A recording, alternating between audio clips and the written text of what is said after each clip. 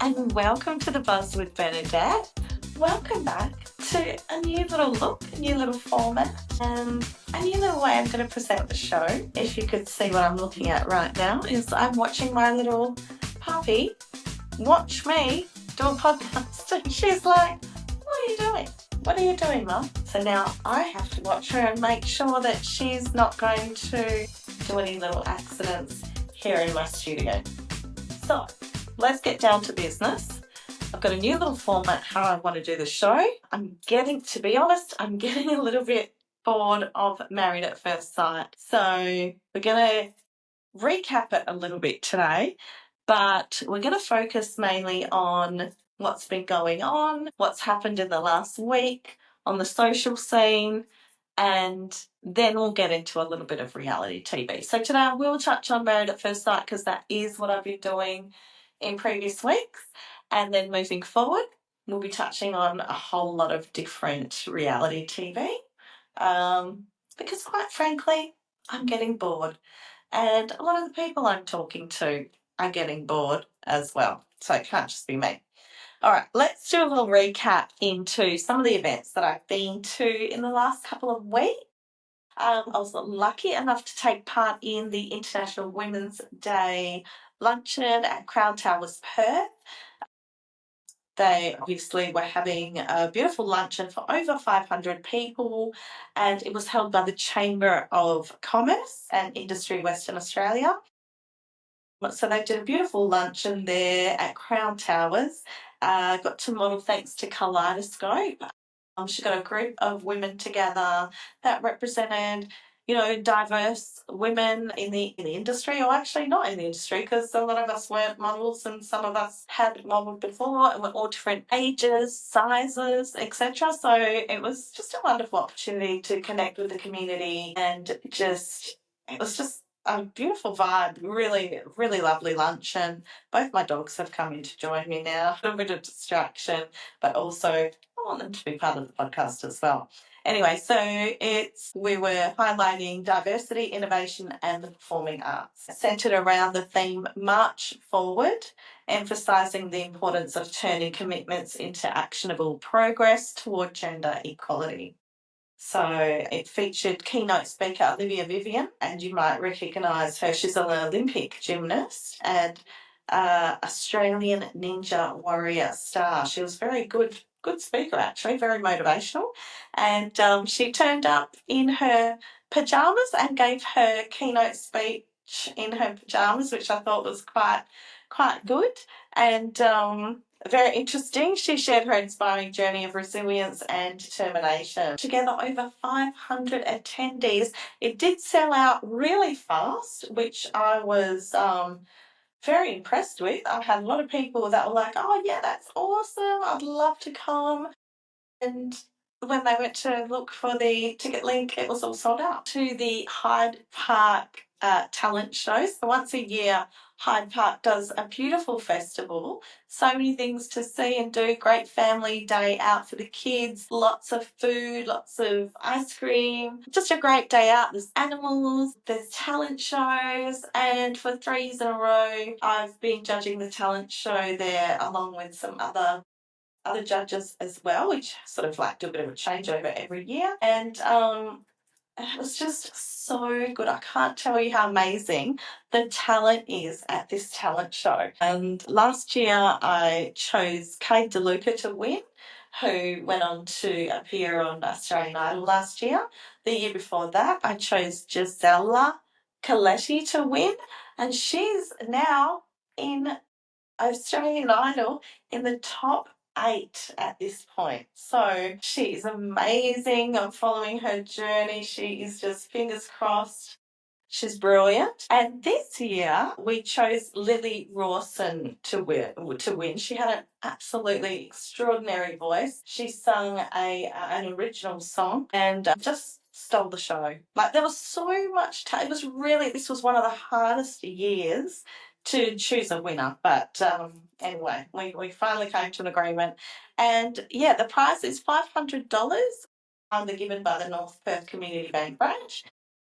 Yeah, so that was amazing. And look, one of the things that I love about being a judge for this competition is like you never know what you're going to get. So many acts, like from the cutest little kids and dancing and all sorts of various talents to very serious singers and songwriters, which they're amazing. And, you know, it's like being on The Voice, but with no red chairs. And I just love the passion that is behind a lot of the contestants. And you can really tell the people that really want this for the rest of their life.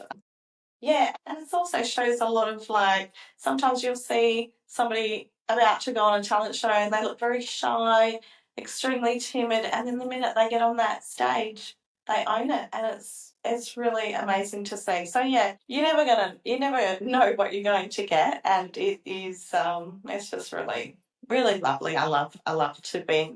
They actually just inspire me with how motivated they are. Okay, then just this Sunday gone by, I attended the sunset at Crown Towers. Now, this was at the Crown Towers pool, the multi-level pool area that they've got there.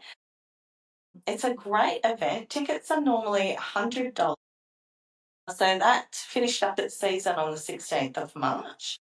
But if you've always been wondering about going to it, I'll definitely get your tickets and go next year because it's a great day. It's like for $100, you get one cocktail included in that. So when we walked in, we had a Tommy Margarita.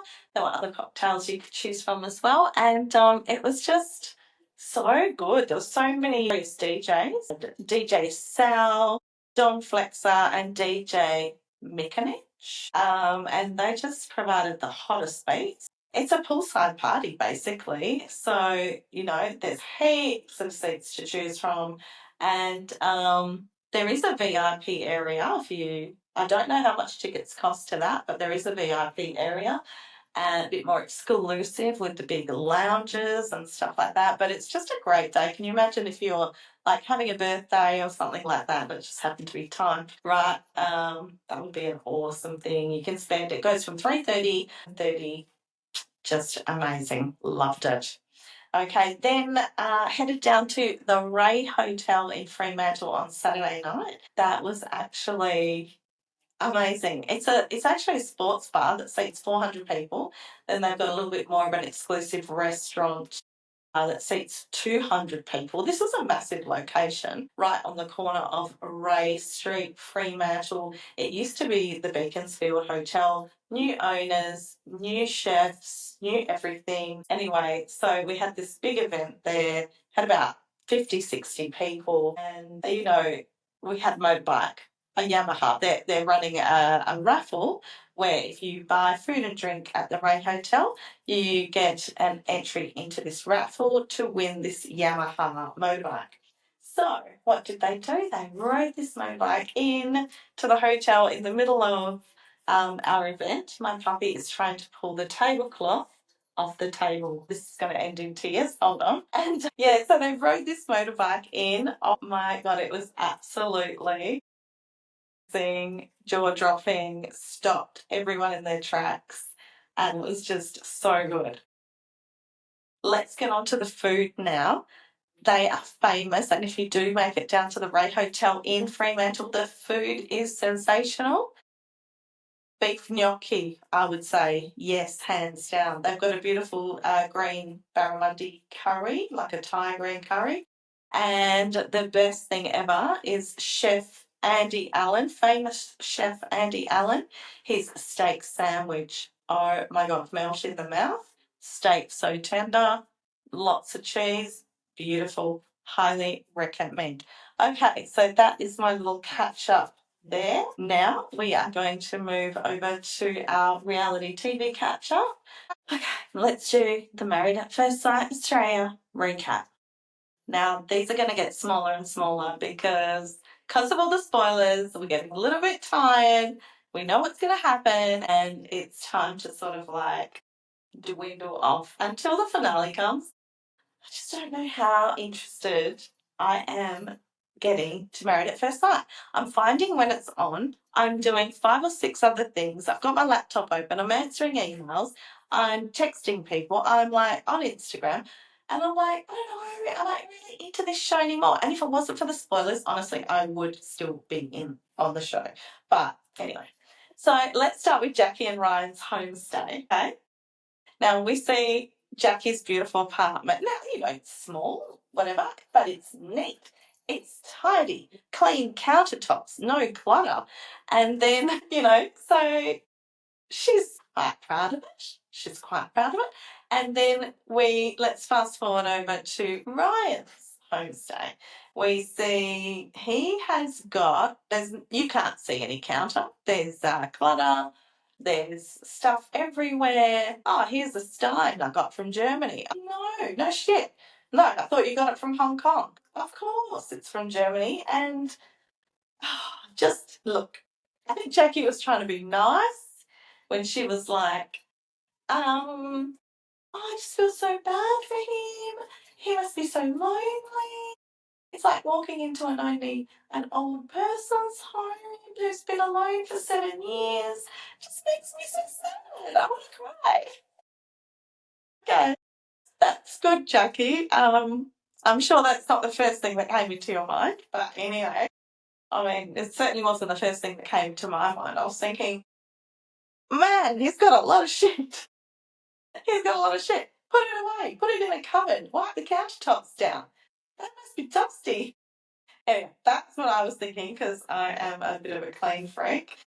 Anyway, having said that, I do have a bit of club, but anyway. Anyway, and then they had another heated argument because apparently it's time for Ryan, to get rid of his beard. Like, I don't know, Jackie. If it's not one thing, it's going to be the other. Just leave it be. You know you don't want to end up with him, so let him have a beard.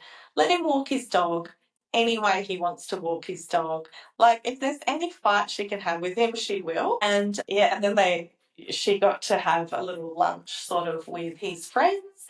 And look, they attacked her to the point where I'm never on Jackie's side, but I kind of felt like sticking up for her because you could clearly see they had pre-discussed this, and yeah.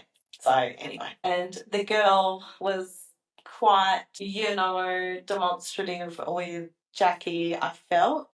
And I actually got to the point where I felt sorry for Jackie. So I just don't think Ryan, who he is and who his friends are going to like combine well with who Jackie is and where she wants to be in life and who she wants to be. And it's just, you can just see it's not going to work. And it's not even any point talking about it because we know.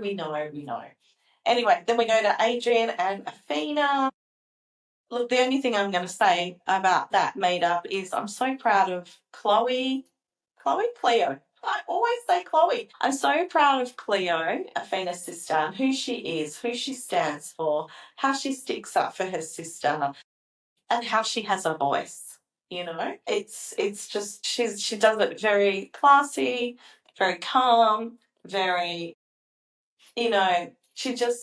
she's a really good chick, I reckon.